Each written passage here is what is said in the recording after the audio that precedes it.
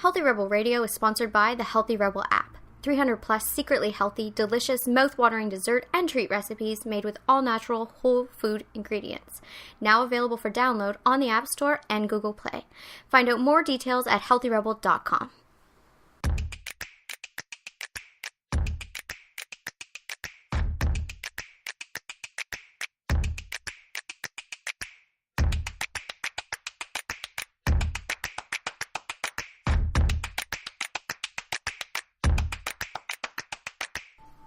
Welcome to Healthy Rebel Radio. I'm your host, Dr. David Dazer. I'm here with my DME Healthy Rebel co-founder, Amy Layne. How are you?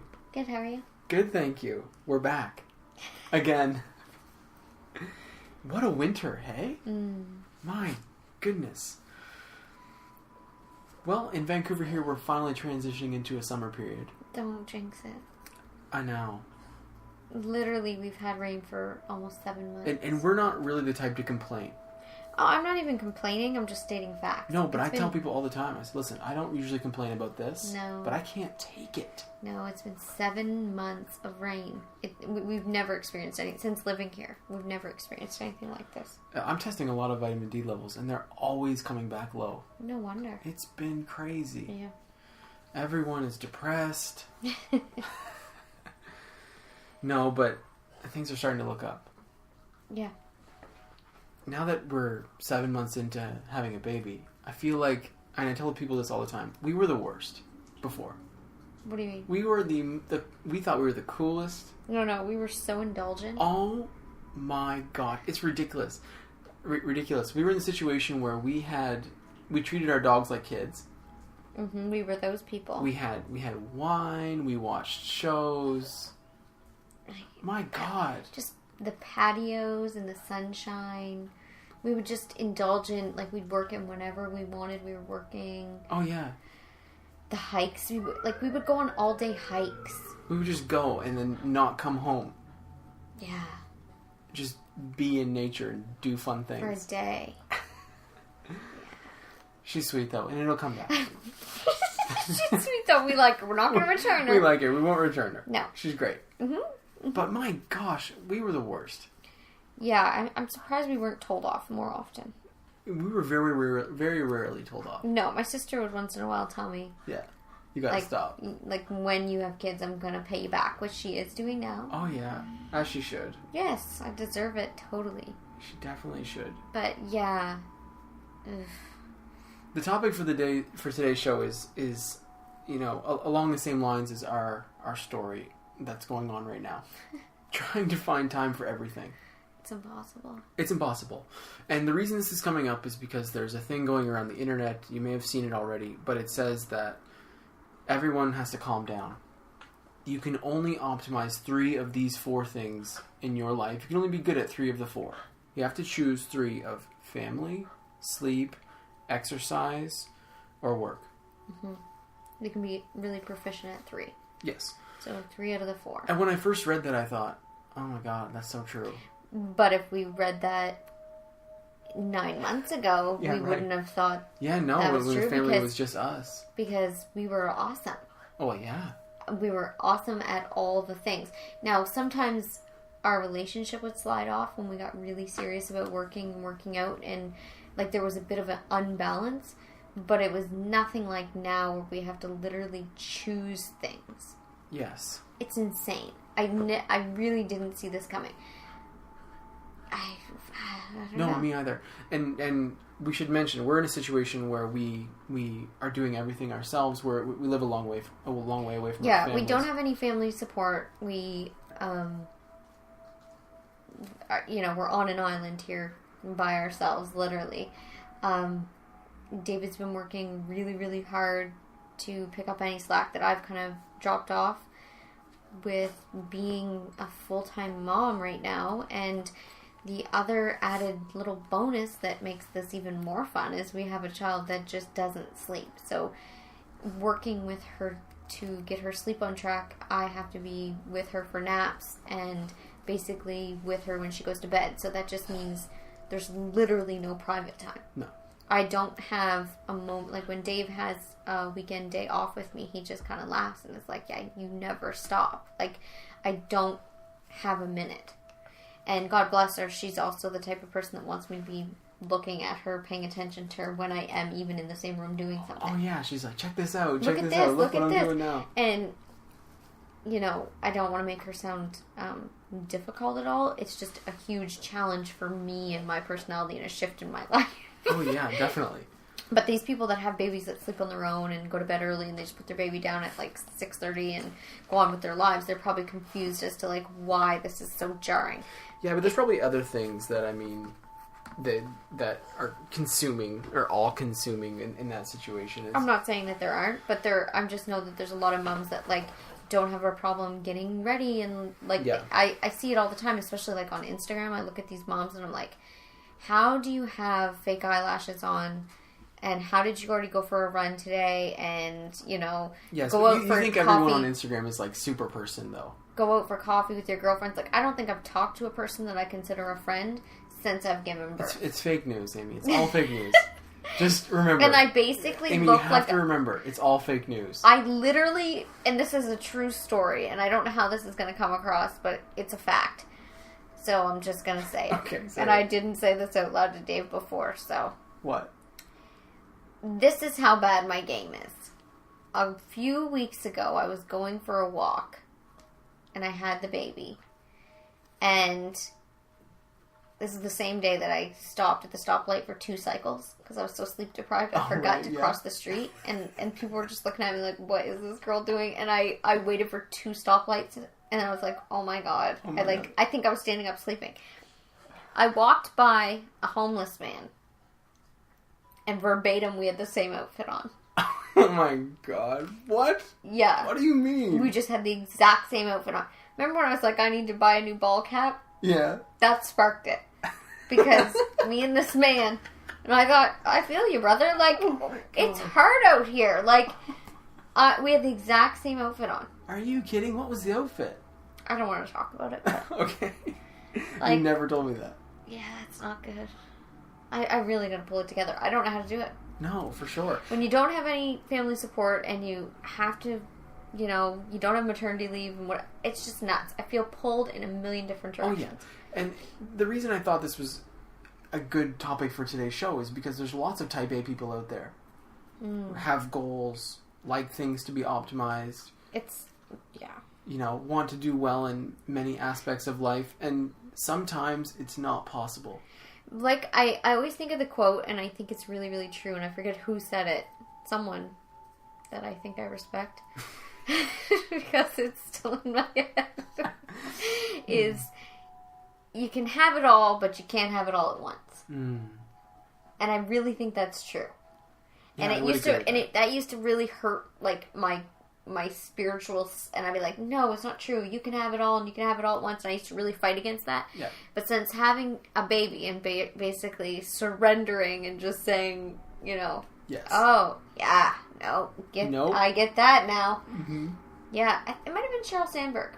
Yeah, Maybe, someone. Anyway, you can have it all. You just can't have it all at once. And let me tell you, this has been such a test to my personality, my belief system, just everything. Like, it is I think back to when she was a newborn baby and I was just sitting there holding her and just looking at my house and thinking about my emails and I mean, that was like, I was minutes into being a mom. Like, if I could just go back and say to me, like, you need to calm down. Like, this is all you have to do right now. This is what it was just a shock. I've never, like, felt like I was doing so little, but doing so much. Like, I'm exhausted by the end of the day. Yet, like, I used to accomplish so much more. Oh, yeah. But this little monkey, like, she just... Well, it looked like more on paper, but, I mean, the work that you're doing now... It's different. And that's the other thing, like, it's actually acknowledging that it is work. We have such a society where, in the same notion of this, as picking, that, you know, being a mother, isn't as respected as maybe once... it was. Right, generally, yeah. Yeah, you can't be just a mother now. Like, you have to have a side gig at least. Yeah. And the circle that I run in is you have to be a full-time entrepreneur, successful, you know, done up, looking good, abs, and be an incredible mom. Like, and you got to post it all on Instagram. 24. Professionally, you have to. Do you know that takes time? Like, uploading photos to Instagram, that takes time too. Not just taking them. Yeah, I know, it's all dropped off. You gotta prepare the post. Like, and not only that, they have a professional, but they line up getting, like, I can't keep up with these bitches anymore. I just can't do it. Come on, you're doing a great job. No, I can't do it. I can't. I feel like 3 or 4 months in, you started to surrender to the reality. The surrender, and this is the topic that I think is incredibly important. That release, that surrender, and you've come across this before. And if you don't know Amy, she talks about surrender all the time. It's the biggest trend in my life. But yeah, you know what, it really is. It's my biggest lesson is surrender. Because well, I think it's a recurring thing, and because you get pushed right to the edge. Always do. And then it's always about surrender, and it always things turn out really well. Yeah, and you're right. At 4 months, I stopped saying, this can't be how it's going to be. And I kind of realized, oh, she's going to be first now. Well, I had to come to Jesus moment because I looked at her and I thought, she's never going to be this again. Right. And I'm going to let this time go by and let my running thoughts of my, professional success completely take away all this time and all this moment with this child, and I'm going to ruin this and I'm going to regret it. And I'm constantly trying to avoid regret. Yeah. Because for me, regret is a really powerful tool, and for me, regret is, I could cut my heart out when I have regret, because I just think, you never get that back. You never get time back. You'll never be that young. It really takes me down. It's emotional to me. So I was like, I gotta stop. Doesn't mean that it still doesn't come up. No, it's a core theme of this idea that we're speaking about today. I mean, managing regret when you're trying to balance and what it all comes down to make it really simple, is being in the moment. Yes. It's about being excellent at being in the moment instead of surrendering to what is. Mm-hmm. It's just, this day and age, the other flip of the coin that goes on in my head is, am I going to regret what appears and what I feel is letting my career slip off while I take this moment with this child? Mm-hmm. It really, my anxiety just wow! Especially, like I said, when I see these people that are, popping babies out on a Friday, and then Saturday morning they're like, oh, I made this delicious banana bread. Want to see the recipe? It's like, are you kidding me?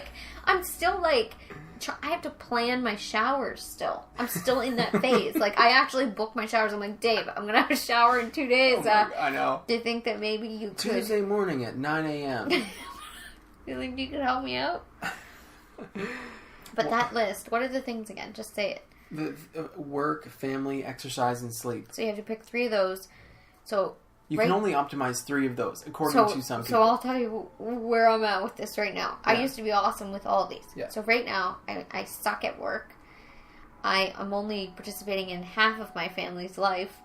I'm not sleeping. And my exercise is crap. So... Okay, the situation doesn't fit perfectly for such a life change. No. But in general. In general, no. I mean... I'll tell you one thing with that. What's that? Instead of family, I would put in, say, friends. And one thing we're really guilty of, and what we did and had to do when we really dug down and, first of all, flipped our careers. You went back to school, and we went full force with launching Jamie Health. We completely cut off our social life. Yeah, definitely. We severed it like a dead arm. Oh, yeah. And we had to. Yeah, we did. To get to where... And people were mad, and, everyone's, doesn't get it and whatever. But we had to do it to get to where... But we didn't let fitness fall off. We didn't let each other fall off. And we... Well, I mean, at times we did, but... And... Well, and business flourished. And sleep, we always try to maintain sleep. Yeah, we were really quite good at sleep. Yeah, there would be phases where you didn't sleep, and there were phases where I didn't sleep, but then we got really good at it. This is the thing when you have boundaries that are made for you. When you move all the way across the country, it's quite easy to make a boundary. Yeah. On the topic of type A and being good at everything and seeing this list and thinking you can do it and managing regret, how do you manage regret? We talked about surrendering. Eckhart talks a lot about... Eckhart Tolle, if you're not familiar with him, he's a great Vancouver writer.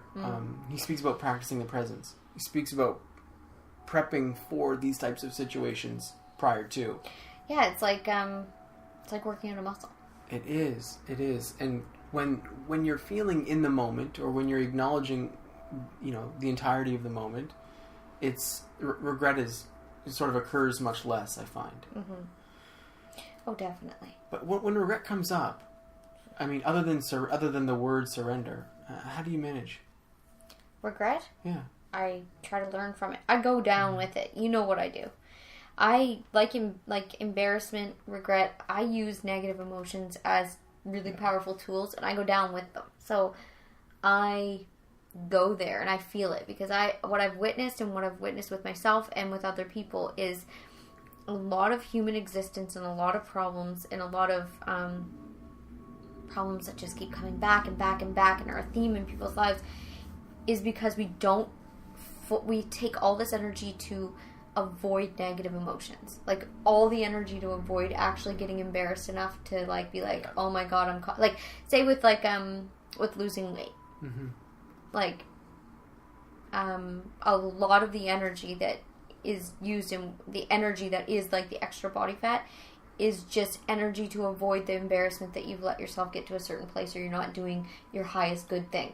So if you just look at that ugliness and own your crap, mm-hmm. and like really get sad, have a good cry, have a bath, whatever you're gonna do. Yeah.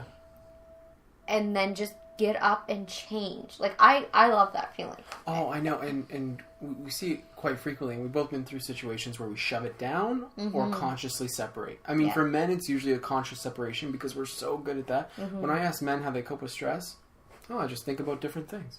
Oh my god, well, yeah, but it's so funny that you say that, because one thing I just brought up today was when we checked in when I was in labor in the hospital. There was this man in this room next to us talking to his wife that was also in labor. Oh, it's the best. I was in a pretty good place until I heard this man open his mouth, and the comment that he said to his wife, his counseling to his wife. What did she say first? She said, I can't do this, I can't do this, like the feeling you have. Yeah. Like, she was obviously in a lot of pain, and he said, just don't focus on it. Just don't think about it. Oh, and she goes, gosh. Are you? That's a man thing. I mean, then she was swearing at him and whatever, and it made me laugh so hard, because now it made me laugh. At the time, it actually caused me more pain, because I thought, that's not a thing. The sad thing about being a man, or not the sad thing about being a man, but being like thinking like a man. Mm-hmm. In the back of my brain, that's exactly what I was thinking, but I knew it wasn't appropriate. Never say it. You know what I mean? Yeah. But like consciously, you're thinking, okay, there's more constructive things that can be said. What are they? But in the back of your head, it's like, oh, just think about something else. Yeah, just you know what? We're great. Just the you worst. know what? I wish I could have just opened the curtain and leaned over and said, you know what? Great plan. Great plan. Great, good advice. Thank you. God. I won't think about what's happening in my cervix right now. No, you know what? Perfect idea. Yeah. But, anyway, like, the truth is, like, the avoidance of the negative emotions causes the, perpetual problems, or the, chronic. That's what I'm trying to say. Absolutely. Chronic, and the themes in life. So it does. It's recurring. Totally, and it's like the same thing where you, I know some people in my life that will actually verbally say, like, if they're going to have a hot bath or a candlelight bath, if I suggest to de-stress, they need to call a friend because they can't be alone.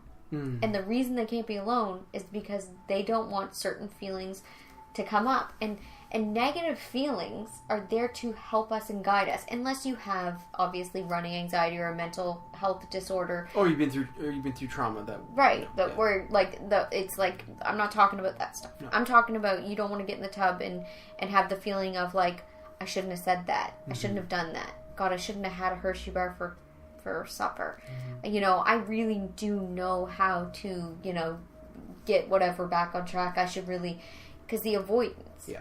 Right? So, but that causes so much more pain, because for me, doing that, you wake up in 10 years and then you have regret, and that's my biggest fear. Oh, yeah. My biggest fear is a wake up in 10 years instead of like wake up a week later, wake up a month later, wake up 6 months later. Oh yeah, and you talk about it all the time, and we're talking about fear of the future, but you'll look at the past. Yeah, I do. And you'll say, I never thought about this when I was in that moment, and my God, I regret it. It's embarrassing.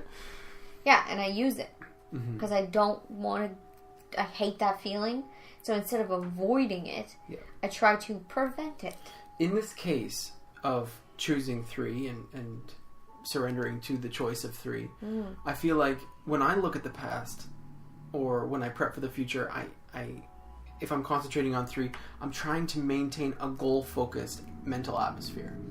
So in that goal-focused mental atmosphere, it's first of all the surrender to, okay, let's pick 3 for now, and then optimizing your work to achieve goals. And the reason I bring this up is because I feel like in the past I have put so much energy towards the things that shouldn't have been at the top of the list. Like, when people talk about how you should put 80% of your energy towards the things that will give you most of the results, or however it goes. Yeah.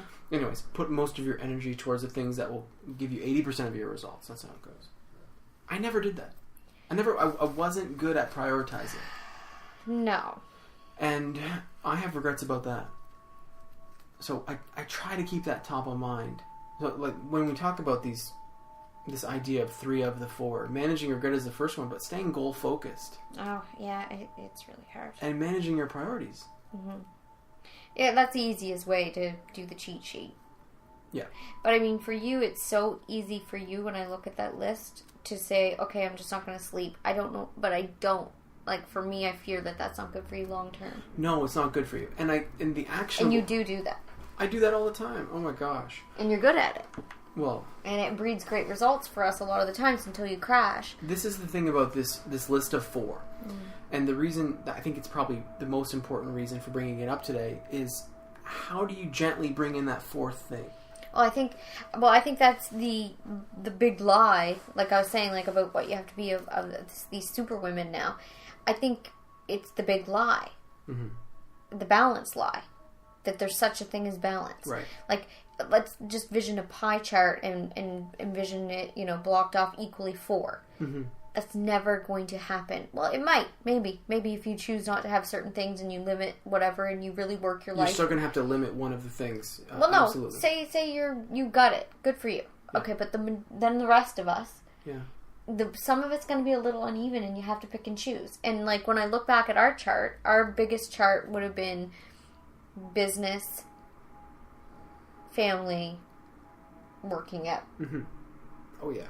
But still, it was a little like off, and sometimes it would fluctuate a little. And like I think that we have to let go of the idea. I think balance stresses us out. The idea that things should be balanced. I think that we should have a more flowing chart, and and I think with our age people, one of the biggest things that I saw when we were doing our business, because when we were, really in the grit of launching our business and heads down, just like giving it, a lot of our friends were just coming out of their professional degrees because it takes forever, and we're just starting in the workforce, and they were like, I can't believe how much you have to work and how little money you make. And they were like, this is bullshit. Yeah. And we're like, yeah, that's life. Yeah. But see, we were coming out of the trenches when they were kind of going in. Right. We were kind of on the receiving end of good when they were just starting out, and it's like they didn't think that should be a thing. They think that as soon as you come out of a professional degree, because you should be good to go now. Now you make all the money and you work, and you still have to pay your dues. Yeah. And it's a misperception that like that's wrong. That's actually how you earn. Like it's like a ladder, and you can't jump up the rungs. Like some people can, but the majority of us have to work our way up the ladder, kind of deal. Like no matter what, no matter how big your title is. Definitely. So I think that's what causes the anxiety. I think that we all think that life should be fair and balanced and equal, and we should be able to have all the things and do all the things, and everything should work out. I think when you're starting out or starting a business, or like when you're starting a weight loss journey, you have to put more energy into the working out. Yeah. You just do. Like the meal prep, the working out, it's going to be more energy right off the cuff. It's not always going to be like that. No. It's not always going to be that you have to shine the flashlight on it all the time and be obsessive about it. It'll fall into place. It'll be a pillar. It'll be there. It'll be erect, but you won't have to like... As long as you look at it like that, and I tell people this all the time, the reason for the pathway that we've laid out for both nutrition and exercise is to create that pillar. Right. So that it's part of your life. And that's how I think everyone should look at all things. So when we talk about the 4th thing, if you put, like, for example, myself, like you said, I put sleep as number 4. Yeah. The way you make this work is you ensure that you're getting a solid melatonin release. You ensure that if you're getting 6 hours, they're deep. You have blackout blinds. you have, like, for example, I'll give you a good example that's acute. I have not been using Flux on my computer, or Night Shift on my phone, which switches the light from blue light to yellow light. My sleeps have been so much worse over the last 3 nights. I'll tell you something else that's worse. You don't have the blackout blinds. I don't have the blackout blinds. So you still have the glow. So I'm only getting 6 hours, but the dog is getting up an hour early. Okay, let me preface why we're saying all this. So right now I'll just short form it. Yeah, sure. We're doing a gentle form of sleep training with the baby. So I've been isolated with her in the bedroom and Dave's been in the living room just for the last few nights so that we can just get our lives together. Yeah, and it's been great for the baby. It's working. But I'm not doing the proper things that... So when we're talking about this fourth thing, there's ways to optimize in terms of... Well, if it's sleep, okay, of course, to improve melatonin release, you have to reduce cortisol at night. You can't be working 2 minutes before you go to sleep. No, and we have to link... We have articles and full episodes on sleep. Like, because... I had to work really hard at having good night's sleeps when I was going through my adrenal fatigue. So we're very serious about sleep. Right now, like, again, our chart is a tiny sliver of sleep because there's nothing we can do. We have a tiny little gremlin that... And because our chart is all messed up right now, if we throw I think my chart's on fire. Oh, your chart is on fire. Yeah, it's been lit on fire. Oh my gosh. It's nuclear, actually. If you look at your exercise, or even my exercise, if exercise is number 4 for you, and I know for a lot of people it is, and it makes sense for a lot of people's lifestyle, we have to go back to the roots of body movement. And for modern day society, and from your point of view, it's an all-day workout. Yeah. But for traditional human behavior, it's just moving your body all day. Yeah. Do you know what I mean? Like, we used to have to move our bodies. I know, we're so, So as a fourth line, and I know for me, it's been on and off, but for you, you've had periods where you've had to have the all-day workout as a maximum at some points, but obviously it's always at a minimum. Yeah. But you've had to use it as a maximum, and it's been we'll effective. We'll link that too. The all-day workout means you move your body when you get the opportunity to. Yeah. And so depending on what's going on, it's not that you have a set hour for exercise. Right. It's literally like every hour you do things. My gosh, the data for this is really good. You do not have to work out for an hour to get results. No, but that being said, if you're jump starting something, you have to put the energy. It's the same as, like, I was just talking about the work. If you're building a business or a career and you want to get ahead and make money, if you want to lose weight and you're turning the ship around, if you're trying to start a healthy lifestyle, then you need to set an hour aside and do your workout. You need to make it a thing. But once it's part of your routine and it's not like once you're in it, you can alter that and you can play with it. And as long as the results are coming, then you can keep doing what you're doing. Because it's a pillar. Right. Because it's a pillar. It's like when we talk about nutrition being a pillar. If you're having 1 to 2 treats per week, that's okay. Because the nutrition is the pillar. If you're in the place. If you're in the place. But if you're starting out, it's not. No, it's not. And if the nutrition is your pillar and you're having 2 treats a week, that doesn't mean you're having 5 treats a week. No, and the other thing is, like, what we just said about exercise. Like, when I started exercising. Yeah. No. It was an appointment. Oh, yes. And I didn't miss that appointment. And it was in a book. And, like, it took me a good 2 years for it to become a solid thing for me. Oh, yeah. Because I had to really make it a thing. And now it's so ingrained that it's like brushing my teeth. Right. So I can play with it. But that's the same as nutrition. Like, nutrition for me, like, I couldn't have trigger foods in my house. I'm not even talking treats. For at least 2 years, I couldn't have, like, peanut butter in my house. I couldn't have... It was serious. Like, it was very serious because I had to turn the ship around. And I had to be very serious with myself. Now, I mean, I can have anything here and, Yeah. It's whatever. But if you're changing things in your life, you have to go the extra mile to set yourself up for success. So, that means that your little pie chart, it's going to be more energy expenditure in that little area. Yeah. At that time. I guess that's a really good point too. It's evolving, isn't it? It's always evolving, and that's what I'm saying about the live balance.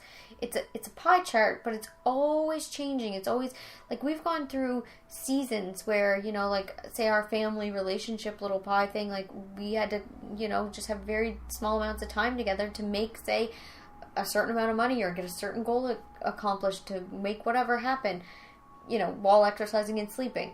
And that's okay, like, as long as it evolves back, like I said. Oh, the way we made it work, if family is your number 4, because I guess we've been through all these. All the phases. Because right now, family is, like, our biggest focus. It's everything. Right. If family's your number 4, the way that we made it work is short vacations. Yes. Short, local, not staycation. Staycations are good, but short, we had local, to get out. Short local vacations. But staycations would have been different for us if we didn't have our office in our living room. Yes, that would have been totally different. That would have been different.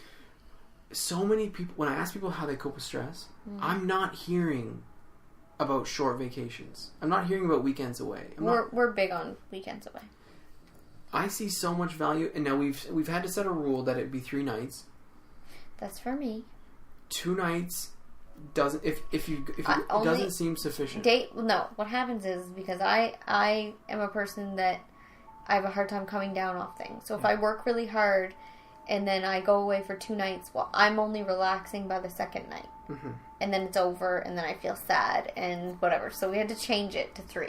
Yeah. For me, because I'm only. Well, you spend 1 night coming off it. Oh, it takes me well into the second day. I'm better now.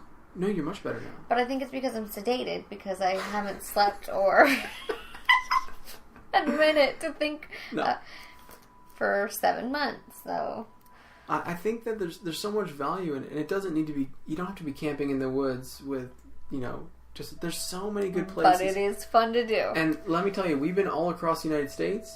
We've been all across Canada, and we have found some nice places. Yes, we have. In the middle of nowhere. Nowhere, and it doesn't cost much. I'll tell you where I like. Okay. I love Butte, Montana. I was just going to say Butte, Montana.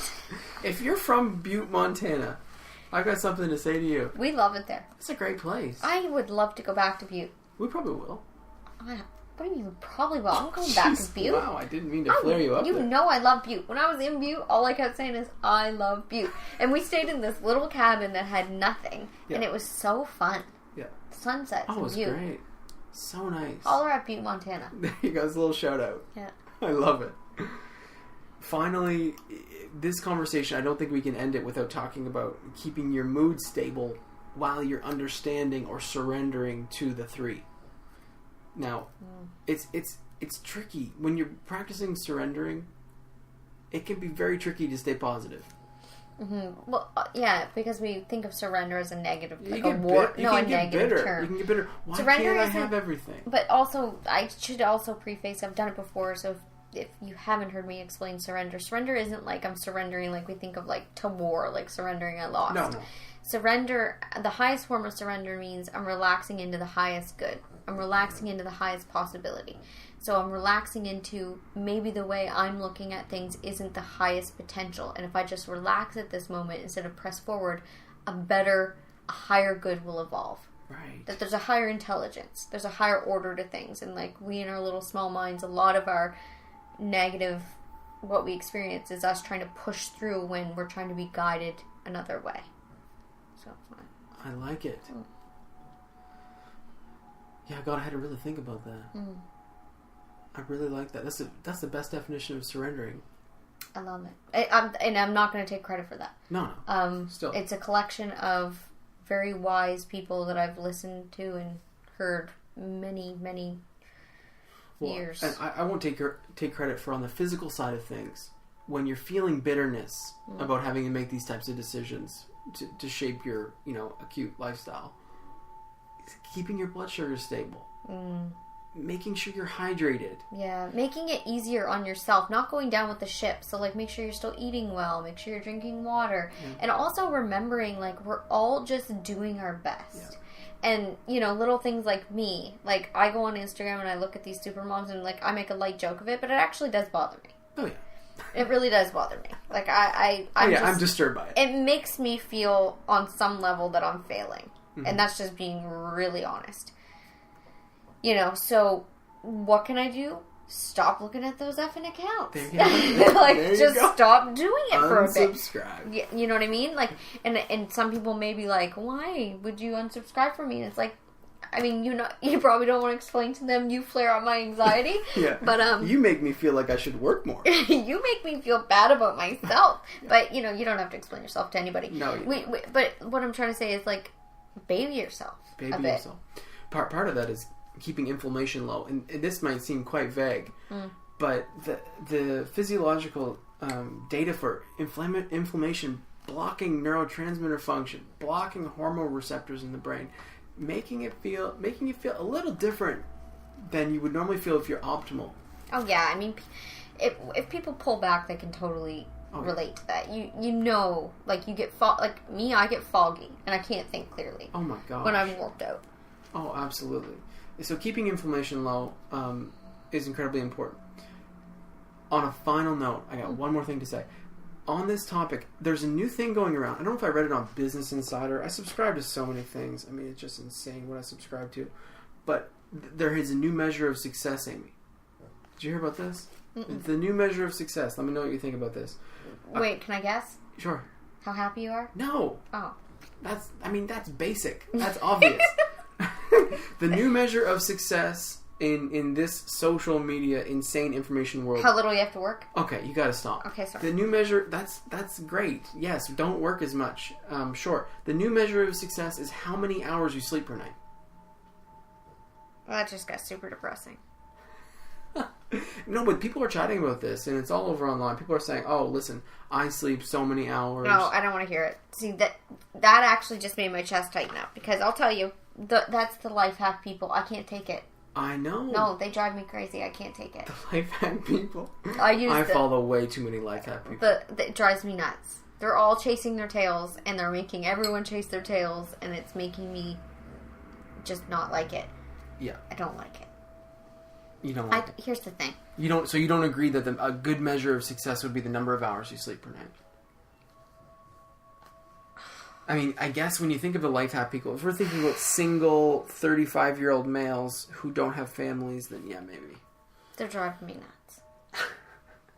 God bless them, but they're kind of like the jerks we were before we had kids. Oh my god, they're exactly us. Wow, this just really came full circle, didn't it?